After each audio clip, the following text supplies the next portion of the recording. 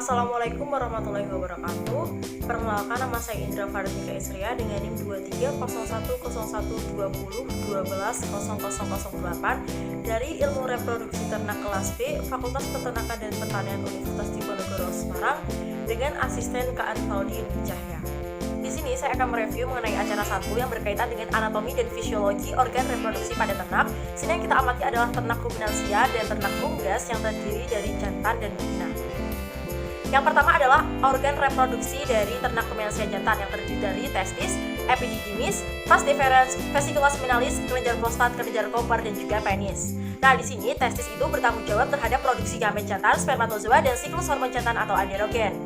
Testis sendiri dibungkus oleh skrotum, di mana skrotum ini berfungsi untuk menjaga suhu pada testis.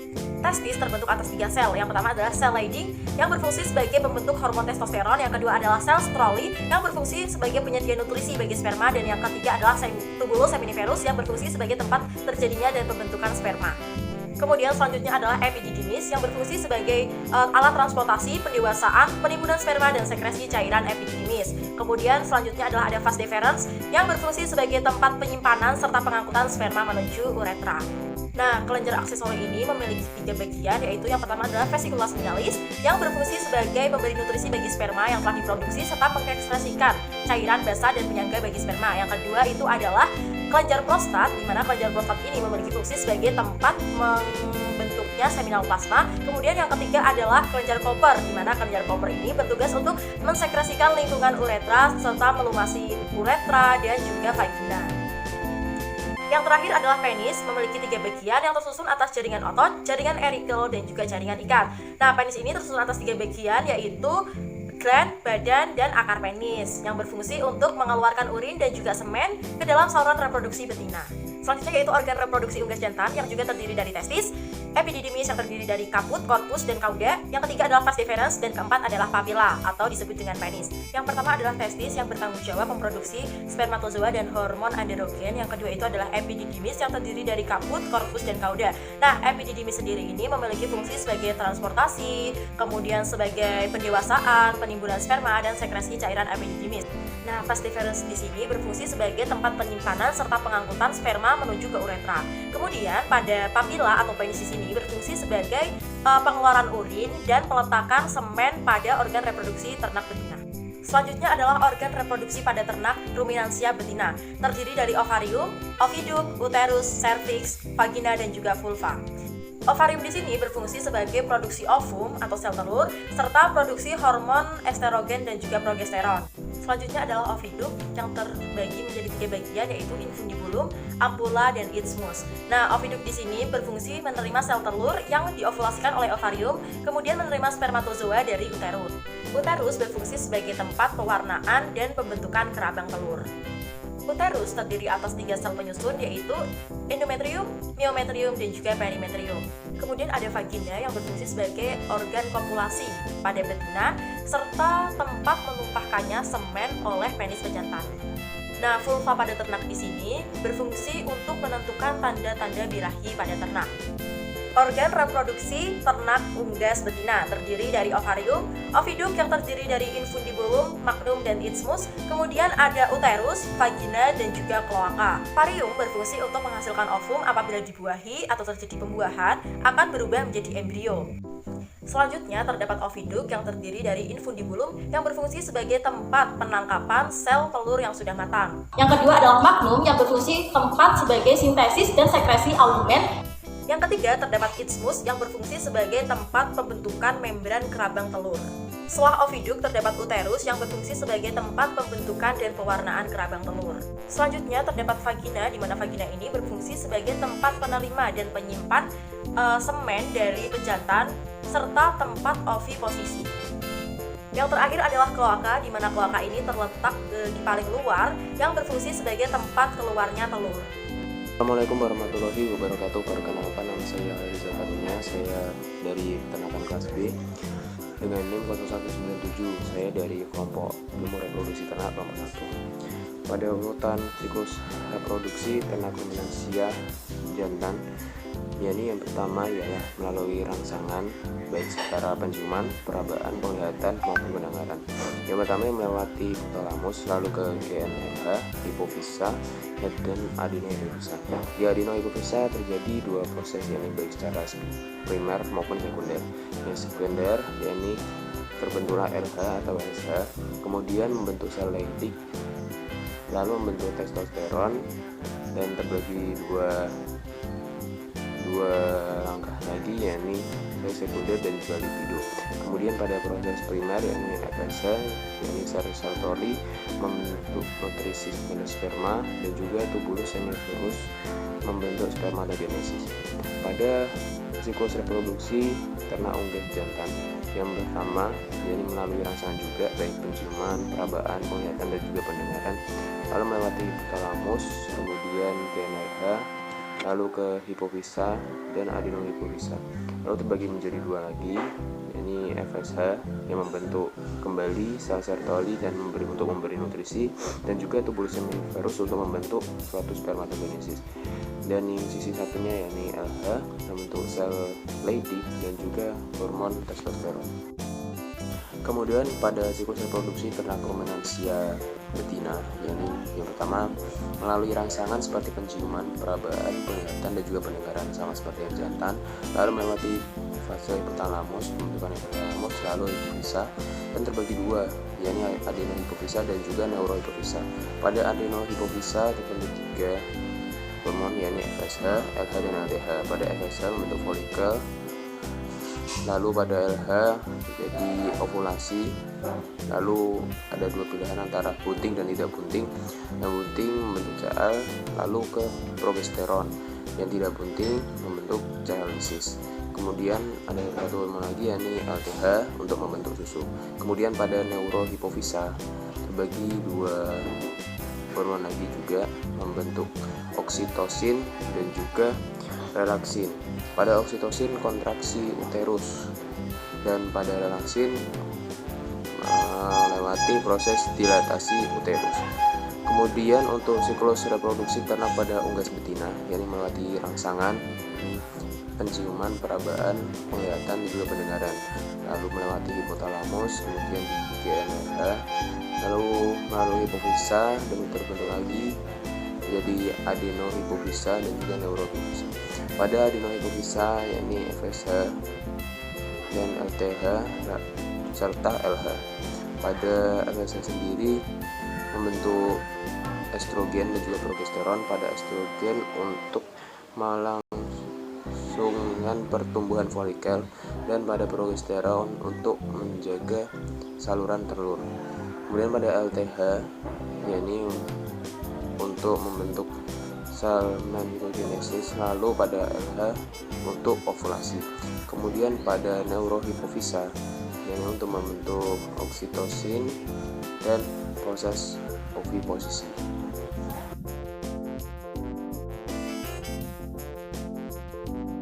Saya Fatul Latifah dengan NIM 3010120120033 akan menjelaskan tentang gametogenesis dan uji kualitas semen. Nah, pertama-tama saya akan menjelaskan tentang sel gamet terlebih dahulu. Jadi sel gamet itu atau sel kelamin terdiri dari dua jenis, yakni spermatozoa yang dibentuk oleh testis dan ovum yang dibentuk oleh ovarium. Nah, spermatozoa itu terdiri dari 4 bagian. Ada kepala, ada badan, ada ekor, dan ada membran plasma. Nah, jadi di kepala itu ada bagian akrosom dan nukleus. Nah, akrosom ini akan berfungsi untuk menembus corona radiata karena mengandung enzim hyaluronidase dan akrosin. Nah, kalau nukleus ini mengandung DNA yang ada di dalam kromosom untuk membawa informasi genetik. Nah, lalu ada badan yang terdiri dari sentriol dan mitokondria. Nah, sentriol ini berfungsi sebagai penghubung dari badan dan kepala. Selain itu, dia juga berfungsi dalam perbanyakan sel. Nah, kalau untuk mitokondria sendiri akan berfungsi dalam respirasi sel yang akan memasuk energi bagi spermatozoa. Nah, ada ekor juga yang akan bertanggung jawab dalam motilitas sperma atau pergerakan sperma. Lalu yang terakhir ada membran plasma yang akan meningkatkan motilitas dan membantu dalam reaksi akrosom seperti itu. Nah, kalau ovum sendiri terdiri dari beberapa bagian. Ada corona radiata yang terdiri dari cumulus oosporus yang mengandung asam hyaluronik. Nah, ini akan menyalurkan energi. Lalu ada zona pelosida yang terdiri dari beberapa glikoprotein seperti pada sapi itu ada ZP2, ZP3, dan ZP4 yang berfungsi sebagai reseptor spermatozoa. Selain itu ada membran vitailin yang akan mencegah terjadinya polispermi bersama ZP atau glikoprotein yang tadi, yakni masuknya sperma lebih dari satu. Lalu ada nukleus yang berisi DNA dalam kromosom yang akan membawa informasi genetik. Nah, tadi sel gamet tadi itu kok bisa ada, itu karena adanya proses pembentukan yang dinamakan gametogenesis. Nah, gametogenesis itu terbagi menjadi dua jenis, ya, itu spermatogenesis dan oogenesis. Jadi di spermatogenesis keduanya itu mengalami proses pembelahan secara mitosis dan meiosis, yakni dari diploid menjadi haploid. Nah, di spermatogenesis sendiri itu ada spermatogonium yang akan mengalami mitosis atau spermasitogenesis dan akan menjadi spermatosit primer. Nah, spermatosit primer akan mengalami meiosis 1 yang menjadi spermatosit sekunder dan mengalami meiosis 2 yang akan menjadi spermatid. Spermatid akan mengalami spermiogenesis atau diferensiasi yang menjadi spermatozoa motil. Sedangkan pada oogenesis itu ada oogonium awalnya yang mengalami mitosis dan menjadi oosit primer. Dan setelah itu oosit primer itu akan mengalami meiosis 1 yang menjadi oosit sekunder dan badan polar 1. Nah, oosit sekunder ini akan berubah menjadi ootit ketika meiosis 2, lalu badan polar 2. Nah, ootit akan mengalami diferensiasi menjadi ovum. Nah, setelah kita mengetahui tentang morfologi dan gametogenesis, kita juga perlu mengetahui bagaimana kualitas semen yang baik. Nah, kualitas semen yang baik itu dapat diuji secara makroskopis, yakni tanpa alat bantu, dan secara mikroskopis, yakni dengan alat bantu seperti mikroskop atau bilik hitung. Nah, secara makroskopis itu ada beberapa uji, ada 5, yakni ada uji volume, yakni dengan mengetahui banyaknya ejakulat dalam satu kali ejakulasi yang dapat dilihat dari tabung, lalu dapat melihat warna, yang warna bawah normal itu warna putih kekuningan. Lalu bisa juga mulai uji bau, dicium baunya itu bau spermin. Lalu uji pH menggunakan pH universal atau menggunakan pH meter. Nah, untuk pH sendiri itu normalnya sekitar 6,7 sampai 7-an. Lalu untuk ada uji konsistensi yang dilakukan dengan memiringkan tabung Eppendorf. Nah, itu semakin kental itu artinya spermatozoanya itu semakin banyak. Lalu untuk uji mikroskopis sendiri ada 4. Yakni ada uji motilitas, konsentrasi, uji viabilitas, dan uji abnormalitas. Nah, uji motilitas itu terdiri dari uji individu dan uji massa, dilihat pergerakan individunya dan pergerakan massanya. Nah, ini langsung menggunakan mikroskop dengan perbesaran 400 kali. Lalu untuk uji konsentrasi itu melihat banyaknya sperma dalam satu kali ejakulat. Nah, itu menggunakan bilik hitung yang ditaruh di bawah mikroskop. Lalu untuk uji viabilitas itu dan uji abnormalitas menggunakan semen ditetesi dengan eosin dan dilihat di bawah mikroskop. Nah, itu dilihat untuk viabilitas, dilihat berapa banyak semen yang hidup, berapa banyak spermatozoa yang hidup, dan untuk abnormalitas dilihat berapa banyak spermatozoa yang normal atau cacat, seperti itu. Terima kasih.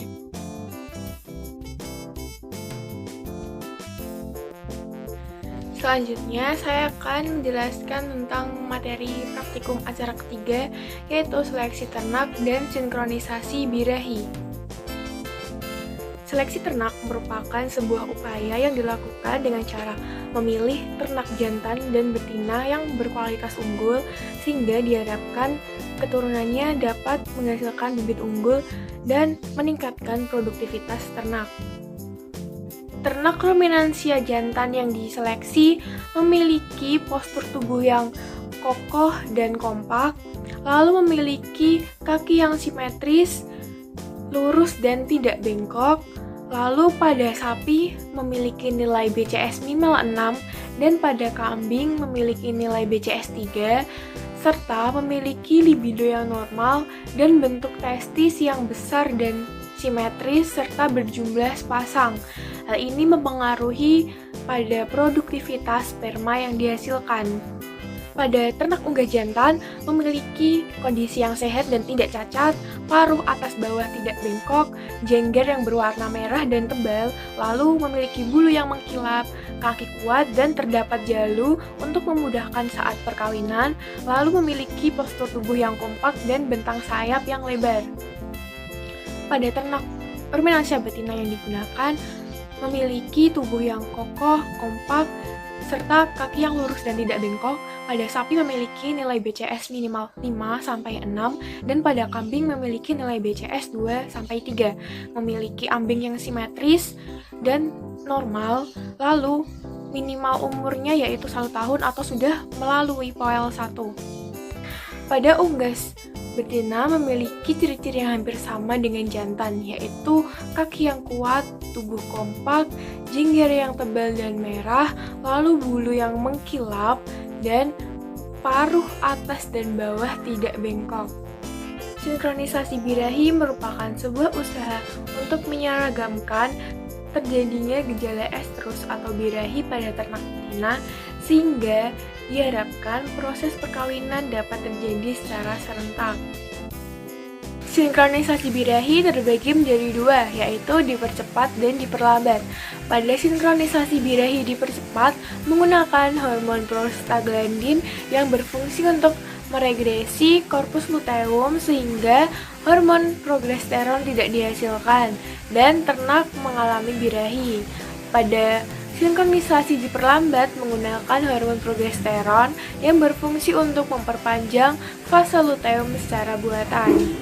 Sinkronisasi birahi dipercepat dan diperlambat memiliki kelebihan dan kekurangan masing-masing. Jika tidak teliti saat melakukan seleksi dan ternyata ternak sudah mengalami kebuntingan, saat dilakukan sinkronisasi dipercepat akan mengakibatkan keguguran pada ternak karena adanya hormon prostaglandin. Sedangkan saat dilakukan sinkronisasi diperlambat relatif lebih aman karena menggunakan hormon progesteron.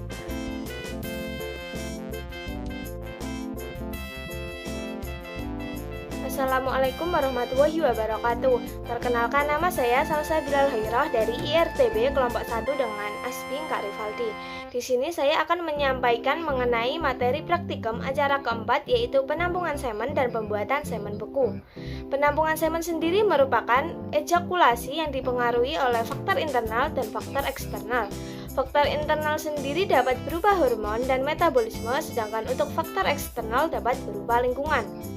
Metode yang dapat dilakukan untuk melakukan penampungan semen sendiri terdiri atas: yang pertama, menggunakan metode massage atau pemijatan yang dapat dilakukan pada ayam, yang kedua menggunakan vagina buatan, serta yang ketiga menggunakan elektroejakulator. Sebelum dilakukannya pembuatan semen beku, semen melalui tahap pengenceran, yang mana merupakan suatu usaha untuk mempertahankan kualitas serta fertilisasi semen untuk jangka waktu yang lama. Fungsi utama dari pengenceran semen sendiri adalah untuk memperbanyak volume semen agar semen yang diejakulasikan tersebut dapat mengawini beberapa betina. Bahan yang dapat digunakan untuk pembuatan larutan pengencer harus mengandung nutrisi, buffer atau larutan penyangga, bahan anti-cool shock, antibiotik, serta krioprotektan. Bahan tersebut antara lain dapat berupa sitrat kuning terul, ringer laktat, fruktosa, dan sebagainya. Pengenceran semen sendiri dilakukan dengan memasukkan semen ke dalam bahan pengencer, kemudian semen yang sudah diencerkan disimpan pada refrigerator dengan suhu 4 derajat Celcius untuk dilakukan pengamatan selanjutnya.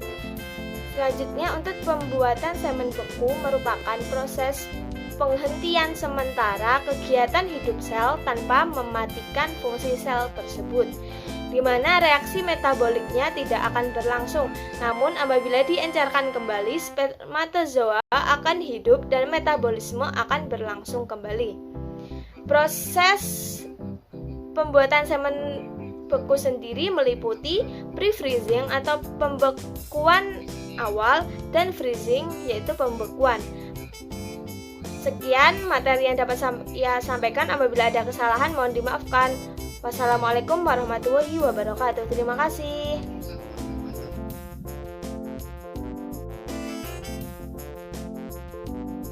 Cara selanjutnya yaitu inseminasi buatan dan deteksi kebuntingan. IB merupakan salah satu metode perkawinan pada ternak yang dilakukan dengan menggunakan bantuan manusia. IB yang digunakan pada ternak berbeda-beda. Contohnya pada IB pada kambing itu menggunakan spekulum, lalu memasukkan spuit ke dalam serviks. Lalu IB pada ayam itu dilakukan dengan cara menghandling ayam, lalu memasukkan semen ke dalam kloaka ayam. Lalu IB pada sapi itu kita akan melakukan palpasi rektum terlebih dahulu untuk mencari serviks. Lalu setelah itu kita memasukkan IB gun ke dalam alat reproduksi sapi. Lalu terdapat deteksi kebuntingan yang merupakan suatu metode untuk mengetahui apakah suatu ternak itu sedang mengalami bunting atau tidak. Nah, deteksi kebuntingan ini memiliki beberapa metode, salah satunya yaitu DEEA GESDEC. Nah, pada metode ini itu melakukannya dengan cara menuangkan urin ke dalam tabung yang tersedia, lalu meneteskan larutan pendahuluan sebanyak 2 tetes, lalu meneteskan larutan penegas sebanyak 5 tetes. Setelah itu didiamkan selama beberapa menit, lalu apabila terjadi perubahan seperti perubahan warna yang berubah menjadi kuning kecoklatan, Nah, itu berarti ternak tersebut sedang mengalami bunting.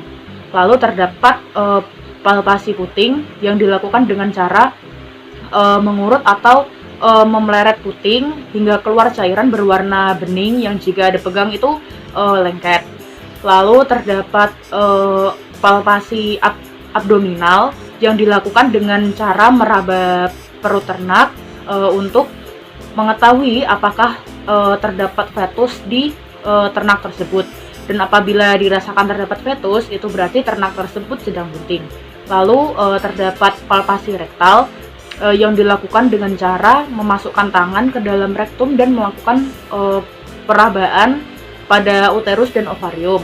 Nah, pada metode ini memiliki tingkat akurasi yang paling tinggi, yaitu sebanyak di atas 95%.